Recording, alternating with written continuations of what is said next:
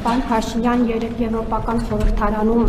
խոսելով էլի խաղաղության մասին, դուք նորից ակնարկեցիք, որ իշխող ուժը ուզում է խաղաղություն, ընդդիմությունը ուզում է պատերազմ, եկեղեցին ու ընդդիմությունը։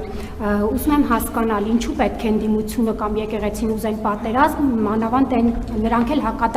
հակադարձում են ձեզ, որ դուք եք ուզում պատերազմ, իրենք արժանապատիվ խաղաղության կողմնակից են, դուք 4 պատերազմ եք բերել եւ այլն։ Սա մեկ հարց եւ երկրորդ, պարոն Փաշինյան, պետք է մարտին սահմանադրության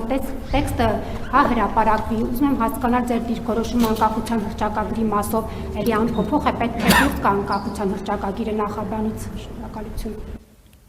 Ես դրա մասին արտահայտել եմ կարծիքս եւ չեմ կարծում փոխելու անհրաժեշտություն չեմ տեսնում։ Այո, նոր սահմանադրության մեջ անկախության հռչակագրին հղում պետքա չլինի եւ ասեմ ինչու։ Որովհետեւ անկախության հռչակագիրը կառուցված է կոնֆլիկտի տրամաբանության վրա։ Չենք կարող մենք կոնֆլիկտի տրամաբանության վրա գնալ եւ ուզենալ անկախ պետություն կառուցել։ Եվ թե ինչ նկատի ունեմ, հիմա շատ չմանրամասնեմ, նախորդիվ անկախության հռչակագրի օրվա նվիրված իմ ուղերձներում ես իմ դիրքորոշումը մանրամասն արտահայտել եմ։ Հիմա անդրադառնալով այն հարցին, թե ինչու եմ ասում, որ օրինակ եկեղեցին ստանձնել է Կտրիչ Ներսիսյանը եւ իր առաջնորդությունը շատ պարզ բացատրություն ունի։ Ես գնում եմ պատարակների եւ տեսնում եմ, որ պատարակի ժամանակ, օրինակ, ընդ որում պատարակի տեքստում այդպիսի բան չկա, ասենք պատարակի տեքստից շեղվում են եւ ասում են, հղում են անում Արցախի հանրապետություն եւ այլն, շատ լավ հասկացանք։ Եկեք բոլորը սկսենք ենթադրենք հղում ենք անում Արցախի հանրապետություն, դա ինչ է նշանակում։ Դա նշանակում է կոնֆլիկտ։ Դա նշանակում է կոնֆլիկտ։ Այսինքն հղում ենք անում բոլոր Արցախի հանրապետություն եւ այլն, դա նշանակում է նախ կոնֆլիկտ, հետո եթե այդ տեսությունը մենք ворթեգրում ենք, այդ տեսության ворթեգրման ճանապարհին պետք է գնալ կոնֆլիկտի, բա ո՞նց ենք լուծում։ Դա նշանակում է ամեն այդպիսի նախադասությունը նշանակում է պատերազմի կոչ, այսօր, վաղը, մյուս օրը, մյուս օրը ես չգիտեմ, բայց դա նշանակում է պատերազմի կոչ։ Եվ ընդ որում ես ուզում եմ ընդգծել այն ժամանակ, որովհետև գիտեմ, հեսա կասեք, բա ինչի եք ասել դուք Արցախ Հայաստանը եւ վերջ։ Աստվածաշնչում մի հատ sense հատված էլ կա, հիմա վստահ չեմ, որ բառացիկը մեջ բերեմ, երբ ասում եմ ողջ բարեցինք եւ դուք լաց չեղաք,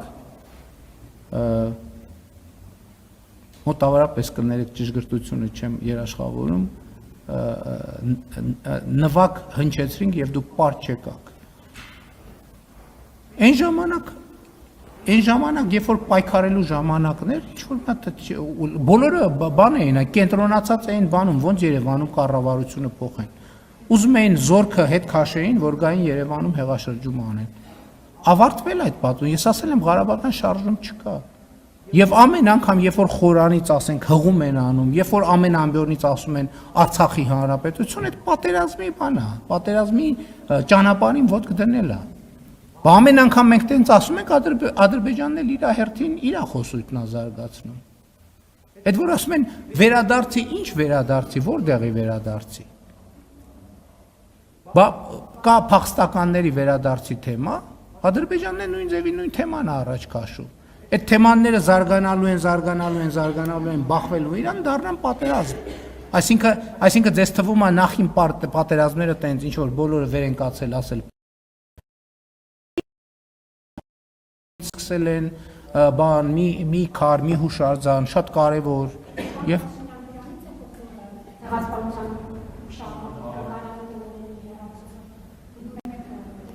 Այո, դրանից է բխում, որովհետև երբ որ երկրի վարչապետը ասում է, որ Ղարաբաղյան շարժում չկա, օտարերկրյա հյուրին Արցախյան հիմնահարց թեմայով գիրք նվիրել ինչ է նշանակում։ Այս երկրում քանի հոգի կարա արտաքին քաղաքականություն վարի։ Ինչի լուծարում։ Ով ասել ձեզ, ինչ կապ ունի մեկը մյուսի հետ։ Հայաստանի Հանրապետությունում արտաքին քաղաքականություն վարում է Հայաստանի Հանրապետության կառավարությունը։ Եվ ով որ Հայաստանի այն պետական պաշտոնյան, ով որ կառավարության վարած արտաքին քաղաքականությանը հակասող բան կասի, պետք է ազատվի աշխատանքից, այդտեղ ի՞նչ թեմա կա։ Այսինքն մենք պետություն ենք, թե սա բան է, ինքնագործ խմբակ է, որտեղ մեր ստեղծագործական պոտենցիալն ենք բանանում, փորձարկում։ Սա պետություն է, հարգելիներս։ Սա պետություն է, հստակ իր կառավարման տրամաբանությամբ եւ պետական համակարգով։ Եվ այդտեղ չկմեղանալու բացարձակ ոչ մի բան չկա։ Կառավարությունն է որոշում արտաքին քաղաքականությունը։